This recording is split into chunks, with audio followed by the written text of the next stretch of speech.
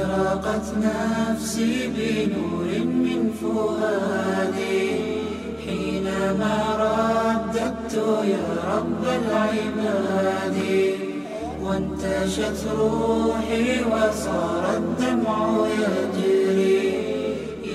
الحمد لله الذي أنزل على عبده الكتاب ولم يجعل له عوجا، وأشهد أن لا إله إلا الله أحاط بكل شيء علما وأقصى كل شيء عددا، وأشهد أن محمدا عبده ورسوله نبي المصطفى صلى الله عليه وعلى إخوانه من الأنبياء وعلى آله وأصحابه ومن تبعهم بإحسان وسار على درب الهدى.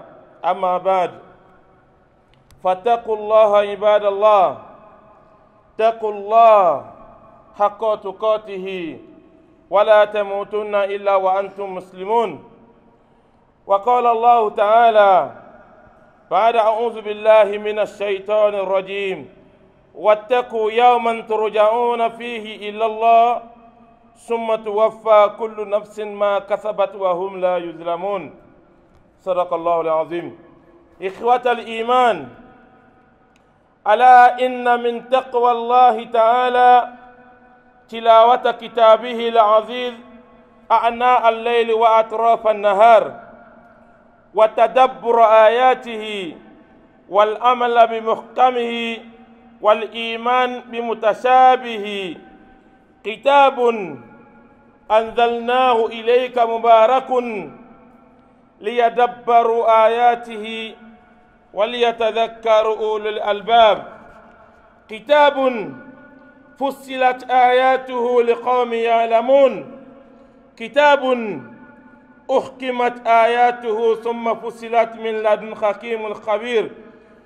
كتاب ذلك الكتاب لا ريب فيه هدى للمتقين. عباد الله، لن تسانا لمجدلات ولا الكتب الحديث عن فضل القرآن الكريم وعظيمة نزوله على الناس وآثاره في نفوسهم. والقرآن الكريم لا يأتيه الباطل بين يديه ولا من خلفه، هو الكتاب الحق الذي جعل الله تعالى موجزا لنبيه محمد صلى الله عليه وسلم. فالعالم كله وأن أول كلمة أنزلت في اقرأ، فأصبح القلم موجزا ولو أنزله الله على الجبل لخشية من خشية الله. عباد الله، القرآن الكريم كلام الله لا ريب، تكلم به الله بالحقيقة على وجه الذي يليق بجلال والعظيمة، ولم ينزل الله من السماء العظم ولا أجل من القرآن. وقد أخبر الله تعالى أن القرآن كما هو معظم بالأرض فهو معظم في السماء ولا يمسه إلا المطهرون، ولا يكتفي به إلا الملائكة الأطهار الأدبر.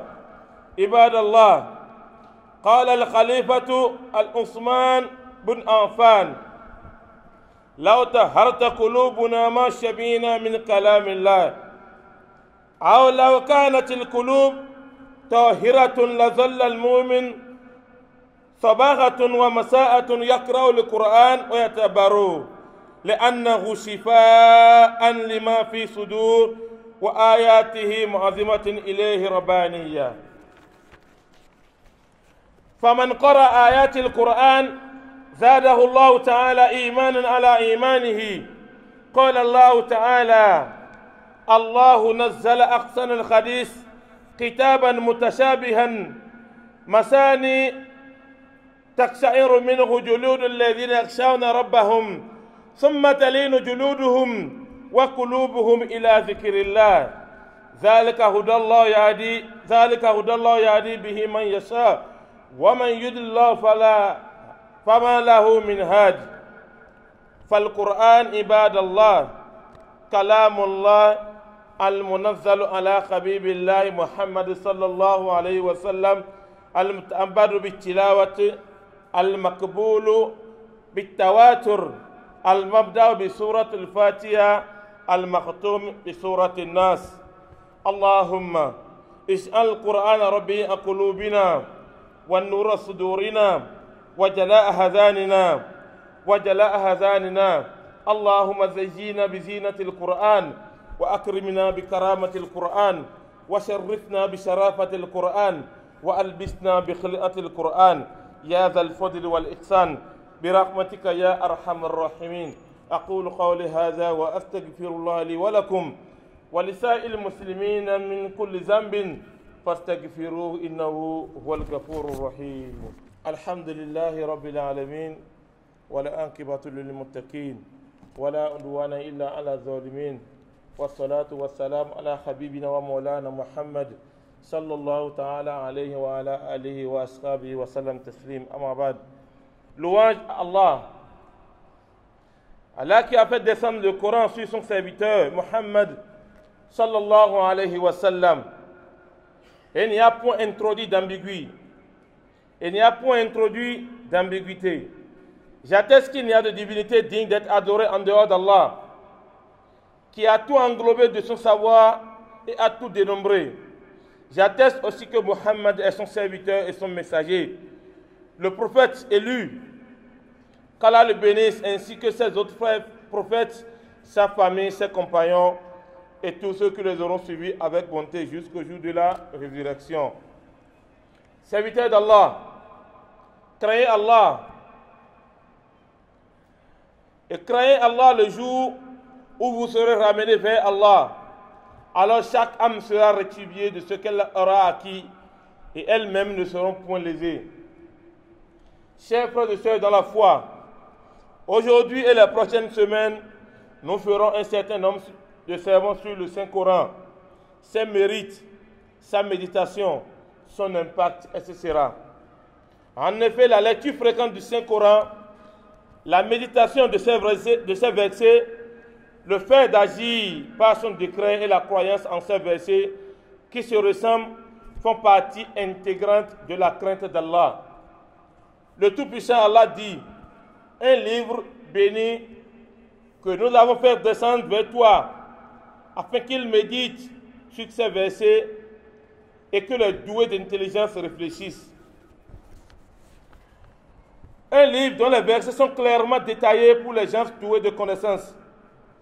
Un livre dont les versets sont parfaits en style et en sens, émanant d'un sage parfaitement connaisseur. Un livre au sujet duquel il n'y a aucun doute, c'est un guide pour des pieux.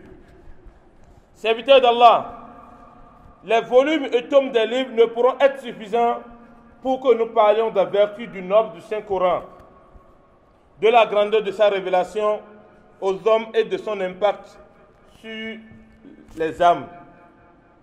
Le Saint-Coran n'admet en lui aucun mensonge, ni de devant ni de derrière. C'est le vrai livre qu'Allah, le Tout-Puissant, a en fait un miracle pour son prophète Muhammad sallallahu alayhi wa sallam.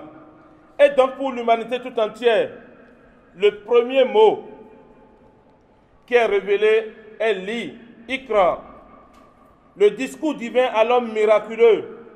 La lecture est la base de toute science.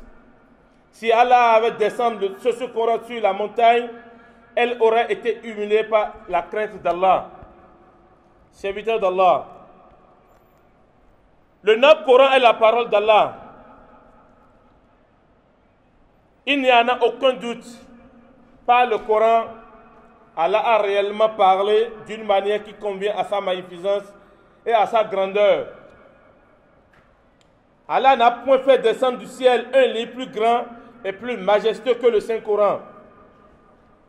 Allah a y révélé que tel que le Coran est glorieux sur la terre, il l'est aussi au ciel. Seuls ceux qui sont purifiés le touchent, et seuls les gens purs et juste le célèbre. La yamassuhu illa al-mutahharun. Si tu n'es pas propre, ne t'approche pas du Saint-Coran. Si tu n'as pas la prière en tant que femme, il ne faut pas toucher le Coran. Adorateur d'Allah, le calife Ousmane ibn Affan, qu'Allah soit satisfait de lui, a dit: même si nos cœurs étaient purifiés,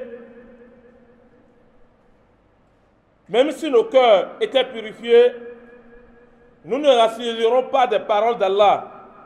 C'est-à-dire, même si nos cœurs étaient propres, étaient saints, le fait d'écouter la parole de Dieu ne peut jamais nous rassasier. Nous serons en mesure de l'écouter au fur et à mesure. Ce que tu as écouté aujourd'hui, on te le répète demain, c'est toujours une nouvelle, c'est comme une innovation pour toi. Tu as écouté la traduction de Surat Ikhlas aujourd'hui. On te ramène la même Surat avec la même traduction demain. C'est comme si tu ne l'as jamais écouté. C'est le Saint-Coran. Le Saint-Coran a toujours des innovations. C'est-à-dire, même si les cœurs étaient purs, le croyant passait matinée ainsi que sa soirée à lire et à méditer le Coran. Car le Coran lui-même est une guérison pour les cœurs, pour ceux qui ont la crainte d'Allah. Le Coran même est une guérison pour les cœurs. N'oublions pas que c'est ceux qui ont la crainte d'Allah. Et ces versets sont aussi une exhortation divine et céleste. Quiconque lit les versets Coran, Allah augmente sa foi. Et Allah dit ainsi: Allah a fait descendre le plus beau des récits, un livre dont certains versets se ressemblent et se répètent. Les peaux de ceux qui redoutent leur Seigneur frissonnent à l'entendre, puis leur peau et leur cœur s'abaissent au rappel d'Allah. Voilà le livre. Voilà le guide d'Allah par lequel il guide qui il veut. Mais quiconque Allah égare n'a point de guide. Si Allah égare quelqu'un, personne n'a plus la volonté, la crainte, le pouvoir de guider celui-là. Donc seul Allah est le meilleur guideur. Qu'Allah guide tout un chacun de nous. Adorateur d'Allah, le Coran est donc la parole d'Allah, qu'il a été révélé à son bien-aimé Muhammad sallallahu alayhi wa sallam, dont la récitation est un acte d'adoration et la transmission est avec fréquence, qui commence par la sourate Fatiha et se termine par la sourate An-Nas. Allah l'a décrit comme le grand.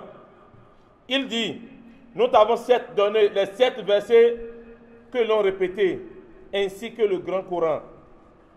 C'est ça, les Arabes appellent Sabou Masani. Ces 7 versets que l'on répétait, ainsi que le grand.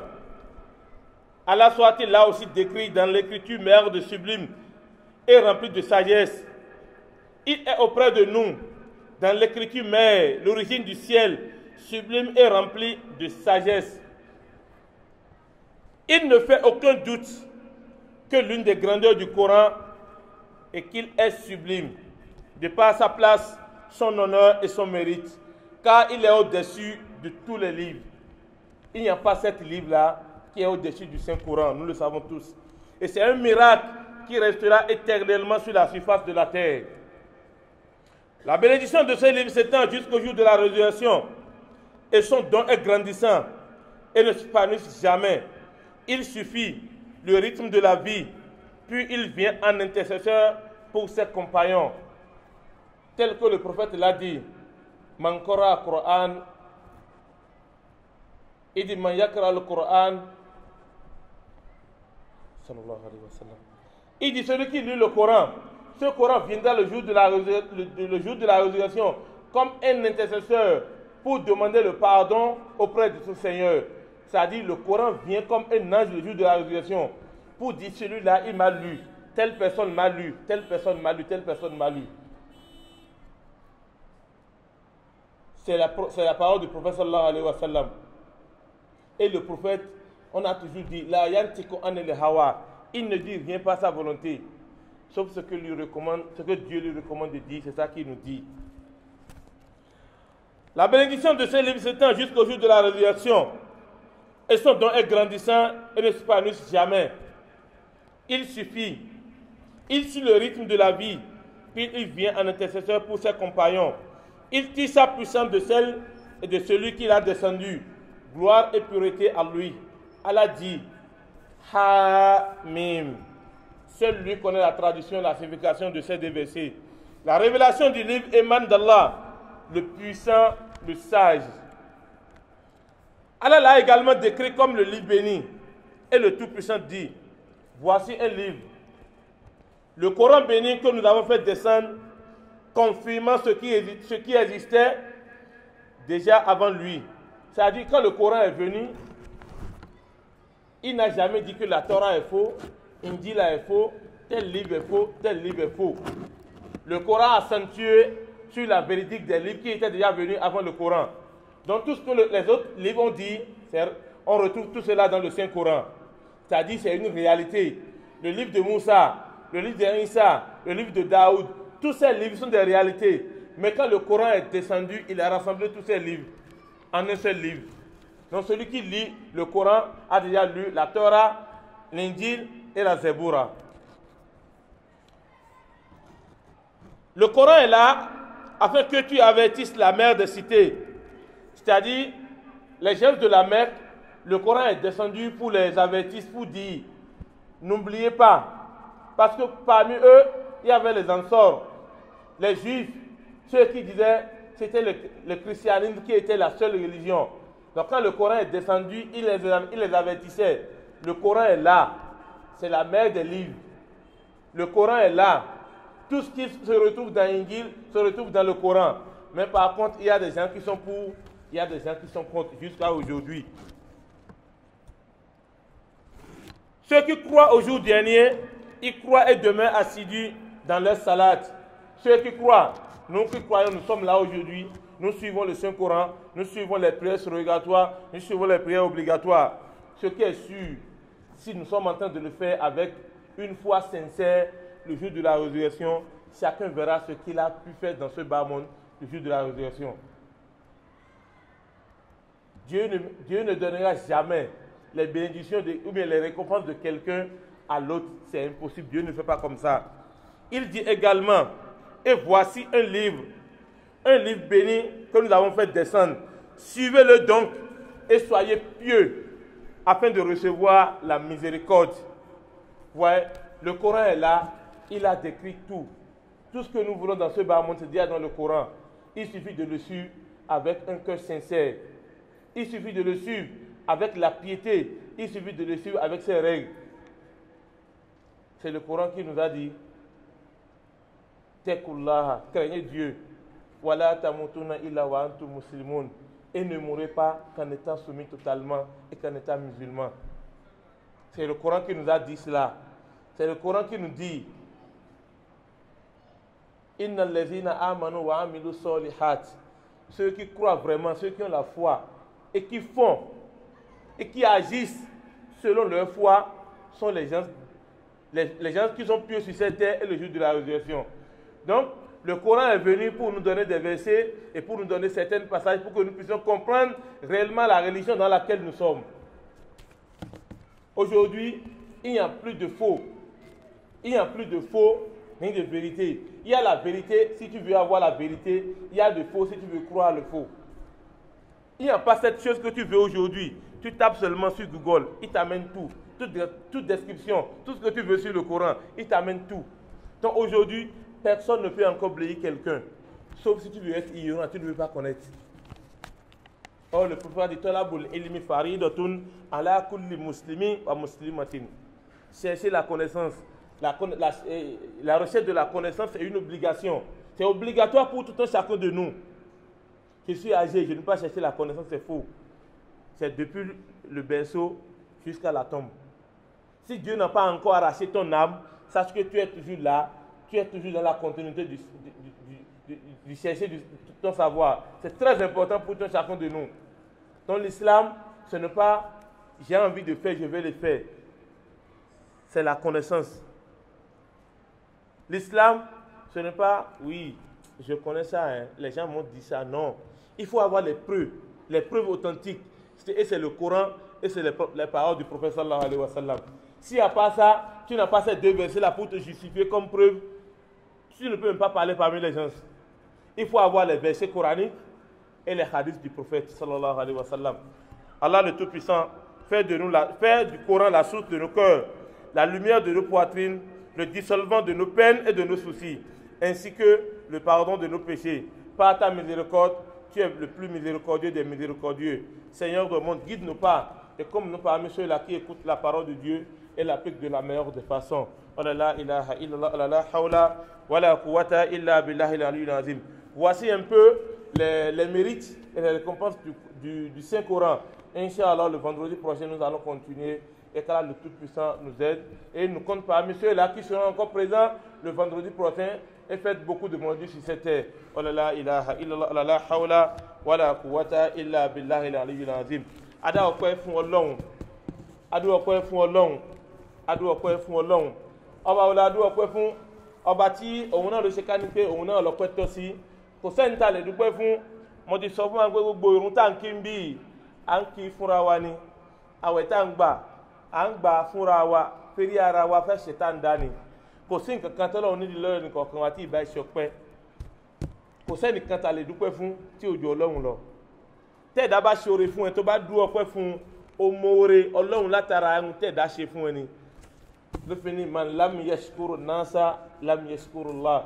Ẹ̀dá bá ṣe oore fún ẹ tó bá lè dúpẹ́ fẹ́ ẹ̀dá ẹlẹgbẹ́ ẹ tọ́lọ́run gan bá ṣe fún ẹ o lè dúpẹ́ fọ́lọ́run. Ọlọ́run náà ni o sì lè sọ̀kalẹ̀ yìí yóò gbégbá rí èèyàn kan náà ni. Ní gbogbo ohun tí ẹ̀dá ẹlẹgbẹ́ wa bá ṣe fún wa a gbọ́dọ̀ máa lóore àti gbọ́dọ̀ máa dúpẹ́ fún sábà kí ni ọpẹ́ náà ló ń jẹ Ọlọ́run. La in shakaritum la azidannakum. Tàbá ń dú ọpẹ́ fún Ọlọ́run lórí oore tọ́lọ́run ṣe Ọlọ́run ó rò pé à ń dú ọpẹ́ fún la azidannakum yóò máa wá ṣàlékún oore náà. Kódà bójá aburú ló ṣẹlẹ̀ sí wa lọ́dọ̀ tiwa táwa ń tu pé aburú ló ṣẹlẹ̀ wọ́n ní kí ni la in shakaritum ká dúpẹ́.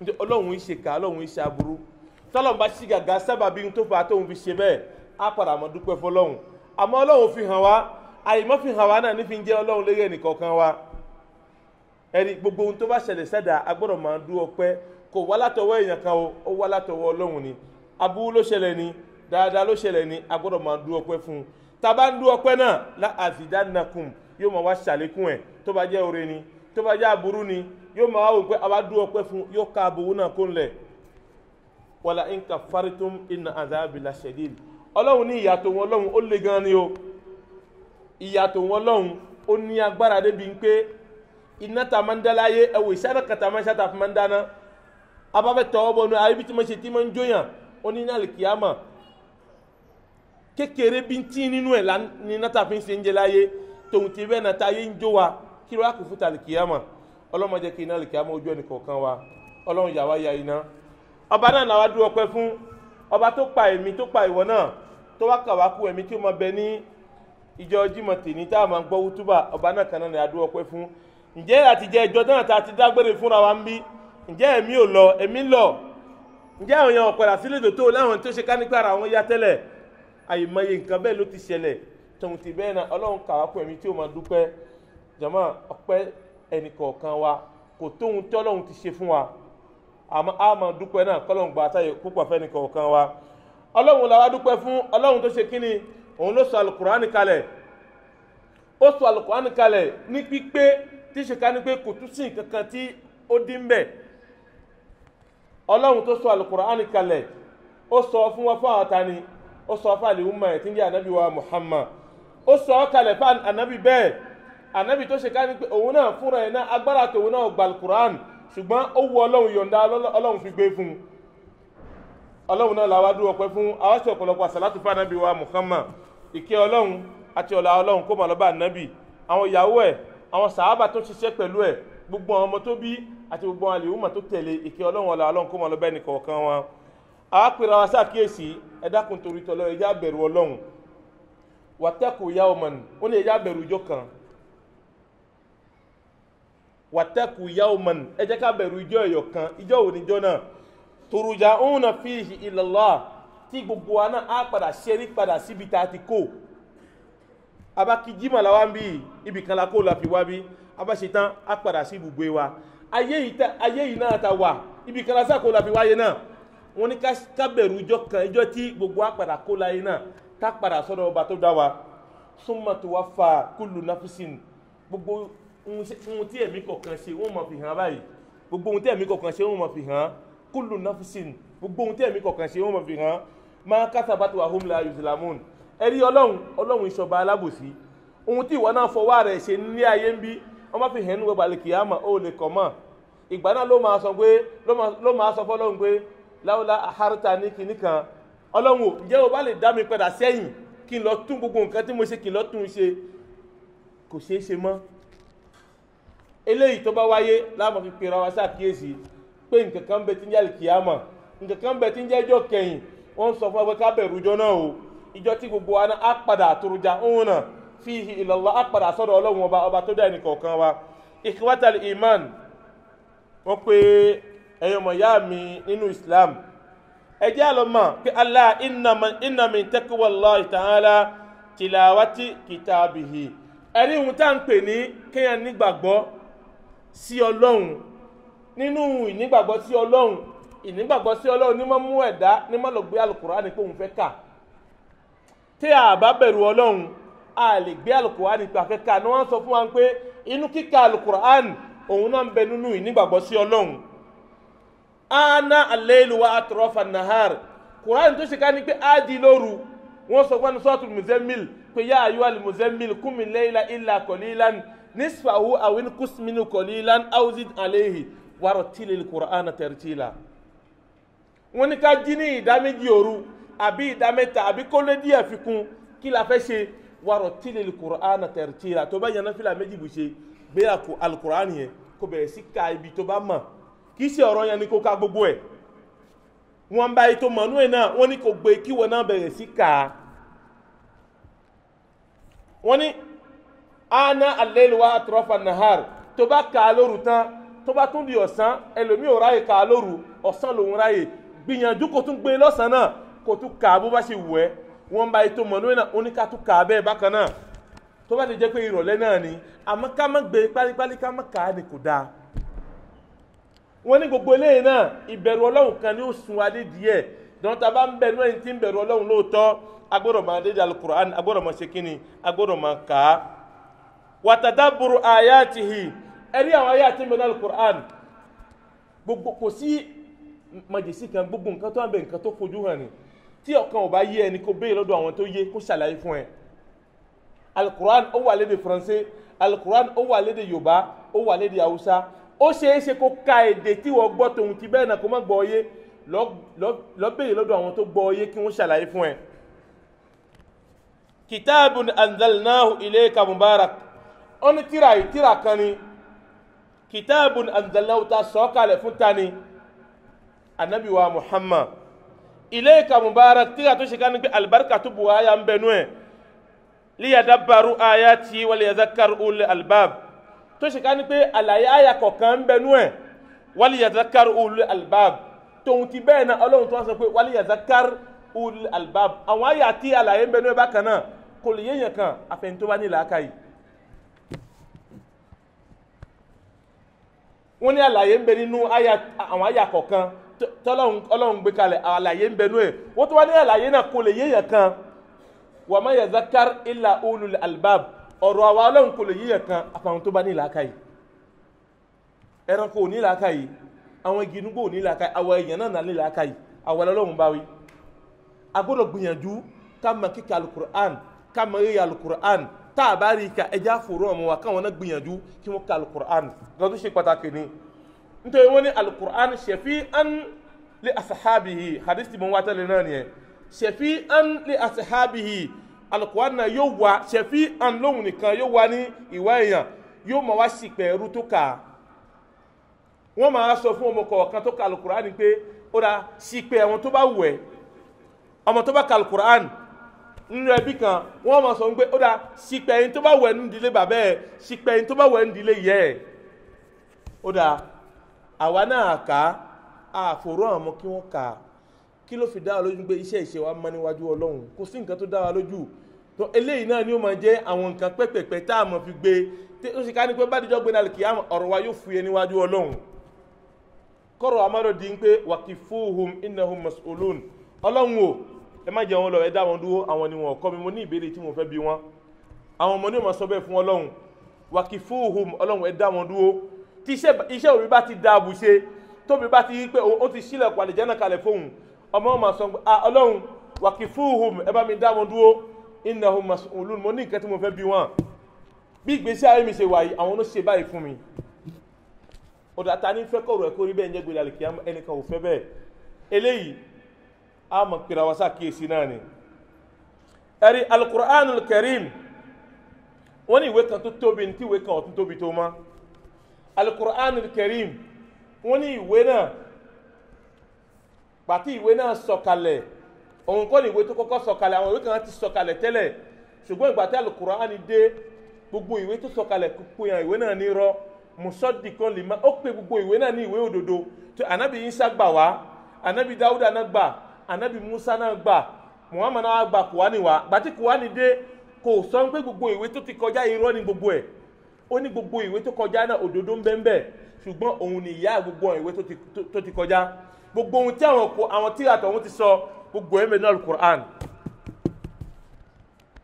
kò sí ohun tẹ́ ń fẹ́ nínú Tàórátà tàbí Ìnjílà tẹ́bá dé náà Al-Qur'an tẹ́ ẹ̀ ní rí àfi tẹ́ ẹ̀ bá mọ̀ bí tó wà ó sì yẹ kẹ́ bí àwọn tó mọ̀ èèyàn bá mọ̀ nǹkan èèyàn máa ń béèrè ohun tí èèyàn bá mọ̀ èèyàn máa ń béèrè lọ́dọ̀ àwọn tó mọ̀ gbogbo wa lè mọ̀ ẹ̀rí gbogbo wa lè mọ̀ ṣùgbọ́n àwọn tó mọ̀ náà ìwọ tó mọ̀ má wá sọ pé kí ló tí ń lọ bí àwọn tó mọ̀ ó fẹ́ mọ̀ kankan ni òun ni àwọn alábá pè ní alijahili ó pè ìyòràn kọ́lọ̀ mọ́ sí ọ̀rọ̀ nìkan kan wa bẹ́ẹ̀ ẹ̀rí Al-Qur'an wọ́n ní gbogbo àyà tí ń bẹ́ẹ̀ àlàyé wà lé àyà kọ̀ọ̀kan àlàyé tó wá náà ọ̀dọ̀ àlàyé náà ti wá min ladun hakimun khabir ọba ọ̀jọ̀gbọ́n àti tí wọ́n fún yàn ní ròdùnú ọ̀dọ̀ ọba náà ni àlàyé náà ti wá. wọ́n ní ọ̀rọ̀ àkọ́kọ́ tí wọ́n sọ fún ànábì pé ká nínú Qur'an òun náà ní ikra suwatu Alaq ikra ànábì ká bismi rabbika wọ́n fi sọ gbogbo ẹ̀kọ́ tí yàn bá fẹ́ kọ́ gbogbo ìmọ̀ tí yàn bá fẹ́ mọ̀ ó gbọ́dọ̀ wá láti ìpìlẹ̀ kí yàn ká nǹkan gbogbo ìmọ̀láyé tí yàn fẹ́ mọ̀ tí yàn fẹ́ nímọ̀ nípa ẹ̀ ó gbọ́dọ̀ wá láti ibi kí yàn ká nǹkan pé tí yàn ká nǹkan ò bá sínú ẹ̀ ìmọ̀ náà kù díẹ̀ káàtó iṣẹ́ ọwọ́ ni kò sí nǹkan náà tí yàn fẹ́ ṣe láyé yìí ó gbọ́dọ̀ wá láti ibi ìpìlẹ̀ kí yàn ká nǹkan. Ànábì wa Muhammad sallallahu alayhi wa sallam ó sọ fún wa pé Al-Qur'an Karim shifaun ìwòsàn ni wa rahmatun ìkẹ́ni lil mu'minin fún gbogbo àwọn tó bá gbàgbọ́ kò sọ lil muslimin ó ní Al-Qur'an ma huwa shifaun wa rahmatun lil mu'minin aya Ọlọ́hun ni ó ní Al-Qur'an tẹ̀rí shifaun ìwòsàn ẹ̀yọ̀kan ni wa rahmatun ìkẹ́ ló tún jẹ́ fún àwọn ta ni lil mu'minin fún àwọn tá bá gbàgbọ́ òun ló jẹ́ ìkẹ́ fún àti ìwòsàn fún ní gbogbo ìwòsàn tí yàn bá ń wá láyé tí yàn bá wà tí yàn bá rí lóko wá ní kí yàn má tó wá gbòmí mọ́ gbogbo ààrẹ tí máa ń ṣe wá tá a bá rí ìwòsàn ní Al-Qur'an ká má tó wá lọ gbòmí mọ́ ó ní mu'jizan ìwé àmì ńlá kan ni walaw anzalahu Allahu ala al-jabal li khashiya min khashiyatillahi wọ́n wá pa alóòwe fún wa wọ́n ní Al-Qur'an tí a bá gbé sórí àpáta bá àpáta ṣe tóbi tó àpáta náà yóò wó sábà kí ni ìbẹ̀rù tí ń bẹ lára àpáta ó rí pé agbára tó ń kò lè gba Al-Qur'an law anzalna hadha Al-Qur'an ala jabalin la ra'aytahu khashiyan mutasaddian min khashiyatillah wọ́n fi pa alóòwe fún wa ni pé Al-Qur'an tí a bá gbé sórí àpáta kan ìbẹ̀rù tí ń bẹ lára àpáta náà ìbẹ̀rù náà ni ó jẹ́ kí àpáta náà gbogbo ẹ̀ kó wó kó di eérú wọ́n fi sọ pé tí àwa náà bá gbà á gbọ́ kò sí òkè ìṣòro tá a bá ní tá a bá ka Al-Qur'an tá a bá fi bẹ Ọlọ́run sì yẹn dúgbò bùkátà tá a bá ń fẹ́ ó là ṣe bùkátà tiwa tó ju òkè àpáta lọ ni ó là Ọlọ́run tí a fi pòwe fún wa pé law anzalna hadha Al-Qur'an ala jabalin tí a bá gbé Al-Qur'an tàwí yìí tá a bá gbé sórí òkè àpáta khashi'an mutasaddian gbogbo àpáta náà yóò sì máa wó yóò wó látòkè títí fi délẹ̀ ẹ̀rí pé Ọlọ́run kẹwa ṣùgbọ́n ìgbàgbọ́ wa ló kù díẹ̀ káàtó tàbá ní ìgbàgbọ́ tó jókòó dáadáa kò síhun tàbá ní Al-Qur'an sí tí nǹkan náà ò rí jẹ́ ìgbàgbọ́ náà ni ò sí lẹ́ni àwọn ìyá wa pípọ̀ nínú àwọn ìyá wa a kò mọ́sálásí a lọ ṣọ́ọ̀ṣì ìgbàgbọ́ náà ni ò sí kílà tún wá lọ nínú ọmọ ìyá wa lọ́kùnrin nínú ọ̀dọ́ wa lọ́kùnrin lọ́mọdé lágbà a kò nu Islam wa a tún wọnú ẹ̀sìn mi kílà tún fi wá lọ àwọn ìgbàlà kò sí ìgbàlà kan nínú ẹ̀sìn mi ju ní Islam lọ kò sí ìgbàlà kan nínú ẹ̀sìn mi jù ní Islam lọ. Al-Qur'an sọ nínú súrà kan wala tashtari bi ayati llahi samanan qalila. Wọ́n ní ẹ má fi òótọ́ èmi Ọlọ́run ẹ má gbé pamọ́ kí a gbé irọ́ síta. Òótọ́ èmi Ọlọ́run àwọn Yahudi àwọn Nasara wọ́n gbé òótọ́ náà wọ́n gbé pamọ́ wọ́n á gbé irọ́ síta wọ́n fi à ń jọba lérí fún àwọn èèyàn. Ẹ bá rí púpọ̀ nú wọn wọ́n máa bọ́ sí kọ̀rọ̀ yàrá inú wọn máa ń kírun inú wọn máa ń sùjádà kò sí inú wọn máa ń gbàwẹ̀. Ó dà tán bá sì déta nǹkan ọ̀tọ̀ ní wọ́n sọ fún ọmọ ìjọ wọn. Ó dà kílà àwa tá wá ní òótọ́ lọ́dọ̀ kílà tó wá ń wá kiri. Tòun ti bẹ́ẹ̀ náà bí òun ṣe lóòótọ́ náà nìzọ́ọ̀mù tún wà lọ́dọ̀ wọn wọ́n ní ètò àmọ́ àwa ta ní òdodo lọ́wọ́ ta ní òtítọ́ ọ̀rọ̀ ta gbé dání báyìí àlétò ẹgbẹ́ ìsìlámù ṣàárẹ̀ àwa ta ní òdodo lọ́wọ́ ta gbé dání báyìí kò sétò tá a fi tó kò sí ní tí máa ń dé bá ọmọ ìyá wa tí a bá gbé Al-Qur'ani tá a bá gbé kalẹ̀ tí kò níyanjú ẹ̀ àmọ́ yìí mọ́ ni ò sí àwa náà bá fẹ́ jókòó tá a fẹ́ ṣàdúrà àdúrà tí mo fẹ́ ṣe ń sìn jẹ́ Ọlọ́run ó gbà á Ọlọ́run ò tún tálíkì àmọ́ Ọlọ́run fìdí Ọlọ́run lè gbà á mọ́ nítorí ìwọ náà ti bà á jẹ́ àdúrà tí ìwọ náà fẹ́ ṣe fún rẹ fẹ́ríà rẹ o fẹ́ tẹ́tà àpí tó fẹ́ kírun o tó ń ròyìn lẹ́mìí rẹ lẹ́kàn náà èyí tí mo fẹ́ ṣe ní ìjẹ́ Ọlọ́run ó gbà á kò sí o bá ṣe tán o bá tún pè àwọn èèyàn pé kó tó wá ṣe fún ẹ kó lè gbà nítorí ìmánì tiẹ̀ náà ò dáa ìmánì tí o fẹ́ fi ṣe nǹkan náà kò dáa ẹyọ kan tí gbogbo afẹ́ lọ gbọ́dọ̀ lọ́mọ Suratul Fatiha òun náà ń pè ní ìyá Al-Qur'an ó tó fẹ́ nìkan kan wá o Fatiha nìkan ó tó ní ìwòsàn ó tó ní ìwòsàn bá ń fẹ́ òun làwọn afáàmọ́ pé ní Sab'ul Masani ọ̀nà méjì ló sọ̀kalẹ̀ ó sọ̀kalẹ̀ Mẹ́kà ó sọ̀kalẹ̀ Mádínà àyà méje níbẹ̀ nú ẹ̀ kò sí ojúmọ́ tá a yìí ké kò sí ẹni tí yìí ké lójoojúmọ́ nínú wa ń bí ẹni tí ìbá ké ẹ̀ náà ti mọ ohun tó lù ẹ jẹ pé kò sí mùsùlùmí kan tí ó di lójúmọ́ kan tí ò ní kírun Fatiha kíkí nù ọ̀rọ̀ èèyàn ni gbogbo súrà tàbí kí tẹ̀lé ẹ̀ facultative ni kí tẹ̀ fọ́ sí te inú fi kí wọ́n sọ fún wa pé ikra'u Fatiha wà ba'da ikra'u ma tayassara min al-Qur'an ẹ̀ka Fatiha ọ̀rọ̀ èèyàn lẹ́yìn ẹ wá ka èyí tó wù yín nínú al-Qur'an ẹ yọ kẹka ma tayassara wọ́n sọ fọ́ sí súrà báyìí ó lè sọ wala dallin kó sọ Yasin wal Qur'anil hakim Allahu akbar Ọlọ́run ti gbà á Fatiha náà ló ṣe kókó àmọ́ mọ́mọ́ Fatiha ká òun nìkan tí ò dáa níhùn ẹ dákun torí tọlọ́hun Suratul Fatiha súrà tó tóbi ni Suratul Fatiha òun ló pè ní Ummul Kitab ìyá Al-Qur'an ìyá àwọn tíra Suratul Fatiha òun náà pè ní Sab'ul Masani Suratul Fatiha òun náà ní ìwòsàn Suratul Fatiha kò sí ohun tí kò lè ṣe fún wa àyàfi tí a bá ní ìgbàgbọ́ nìkan ló kù illa bi taqwallah tá a bá ní ìgbàgbọ́ tó bá jẹ́ ìmánu wa jókòó sí irun tí a fẹ́ ṣe Ọlọ́run náà ogan òṣòro ó ní man ruziqa du'a lam yukhrimul ijaba ó ní gbogbo ẹnikẹ́ni tó bá ti tẹ́tà pípé òun fẹ́ ṣàdúrà báyìí gbígbàdúrà náà ti jẹ́ garanti báwo ló fi ajẹ́ garanti ìgbà tí ìbá ṣe pé ìmánu ẹnì kọ̀ọ̀kan wa náà ló kù sí Ọlọ́run fọ̀nà rí mọ́ ẹnì kọ̀ọ̀kan wa eléyìí náà ta sọ fúnra wa Ọlọ́run kí ó dákun kó jẹ́ kí ó wúlò fún ẹnì kọ̀ọ̀kan wa Ọlọ́run máa jẹ́ kí akí ọ̀pọ̀ jímọ̀ láyé kákí ọ̀pọ̀ jímọ̀ láyé ẹnì kọ̀ọ̀kan wa la ilaha illallah afásitì yìí afitọrọ fún ọ̀kan náà ìmáàmù wa àgbà àwọn bàbá wa àgbà Alile Rich Ankibu tí bàbá náà ó jáde láyé ní àárọ̀ yìí ìmáàmù ní Masasi Irishad ní Ìdànjí bàbá náà jáde láyé láàárọ̀ yìí àgbà àfáà ni àgbà ìmáàmù ni bẹ́ẹ̀ bí ó ṣe kàwé bẹ́ẹ̀ náà ni wọ́n kéwú àmọ́ Ọlọ́run gba bàbá náà sí ọ̀dọ̀ ní àyájọ́ tèní Ọlọ́run ló mọ ènìyàn o Ọlọ́run nìkan ló mọ ènìyàn a máa jẹ̀rán àti jẹ́ ni Ọlọ́run ṣùgbọ́n kò ní wo Ọlọ́run bọ́lọ́run ṣe ń fẹ́ ẹ̀dá náà ń fẹ́ bí ẹ̀dá ṣe ń fẹ́ Ọlọ́run ń fẹ́ kò wá sí ohun tí ó ṣẹlẹ̀ tí ìbá ṣe pé tiẹ̀ Ọlọ́run náà ni ó ṣẹlẹ̀ torí Ànábì wa Muhammad sallallahu alayhi wa sallam ó ní gbogbo ẹ̀dá tó bá kú níjọ́ Jímọ̀ tó bá sin níjọ́ Jímọ̀ ó ní gbogbo ẹ̀dá tó bá kú níjọ́ Jímọ̀ tó bá sin ní níjọ́ Jímọ̀ ìṣirò iṣẹ́ ó ti di fúfúyẹ́ níwájú Ọlọ́run gbogbo ẹni Ọlọ́run á máa tọrọ bẹ́ẹ̀ ó ní gbogbo ẹni tó bá jẹ́ ẹni Ọlọ́run ó gbọ́dọ̀ ṣàárẹ̀ díẹ̀ kó tó kúntù àárẹ̀ náà yóò máa jẹ́ kàfàrà yóò máa jẹ́ ìpẹ̀ṣẹ̀ rẹ fún kó tó jẹ́ Ọlọ́run bá ní pè gbogbo wọn kìíní ó nira lóòótọ́ ẹni a máa sọ pé a kú lóòótọ́ ṣùgbọ́n a gbọ́dọ̀ fi àárẹ̀ fi kú Ànábì sí ni gbogbo ẹni tó bá ṣàárẹ̀ fi kú ìpẹ̀ṣẹ̀ rẹ ló jẹ́ fólú ẹ̀ gbogbo nǹkan tí wọ́n nira náà ni oore wà àmọ́ kì í wù wá kọ́lọ́n jẹ́ kí ikú kó káṣá rẹ̀ mẹ́rin kọ̀ọ̀kan wà lọ́wọ́ a sì ṣiṣẹ́ rẹ̀ náà iṣẹ́ ibi là ń ṣe báwo ni ikú náà ṣe káṣẹ́ rí mẹ́ni kọ̀ọ̀kan wa lọ́wọ́ wà ọlọ́run kó foríjì bàbá wa náà àti gbogbo òkú dídẹ́ ní kọ̀ọ̀kan wa tó ti kú kọ́lọ́run kó bá foríjì wọn ẹni kọ̀ọ̀kan wa náà àtúbọ̀tán wa ọlọ́run jẹ́ ó dáa ọlọ́run gun alẹ́mìí àti àlàáfíà ara ọlọ́run gun alẹ́mìí àti àlàáfíà ara arziki iná ìlò ọlọ́run fi wọ́n ní kọ̀ọ̀kan wa la ilaha illallah la hawla wala quwwata illa billahi al-aliyyil azim qumu ila salatikum yarhamni wa yarhamukumullah. Depuis quelques années au Bénin, la société OMP Sarl vous offre une variété de prestations. Cette fois-ci, il s'agit du nettoyage industriel, le nettoyage et l'entretien quotidien de vos bureaux ou maisons, l'entretien des espaces verts, la remise en état après travaux de construction et la 3D, désinfection, dératisation, désinsectisation.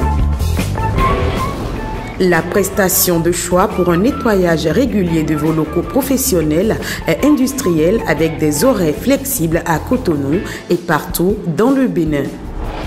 Nous vous garantissons l'hygiène et l'environnement sanitaire de vos résidences et bâtiments. Alors, vous n'avez plus de temps ou l'envie de nettoyer votre maison, vous venez de terminer des travaux, ne vous inquiétez pas, la solution, elle est simple. Faites-nous appel et nous vous débarrasserons des tâches ménagères qui vous gênent. Pour vous particuliers, l'appel à une entreprise de nettoyage présente de nombreux bénéfices. Cela vous permet également de libérer votre temps et de vivre paisiblement votre vie en évitant le stress des corvées de ménage. Le matériel et les techniques sont faits pour s'adapter aux surfaces fragiles et aux meubles sensibles. N'hésitez donc plus, contactez-nous au 97 09 64 49 ou encore le 67 80 73 26. أشرقت نفسي بنور من فؤادي حينما رددت يا رب العباد وانتشت روحي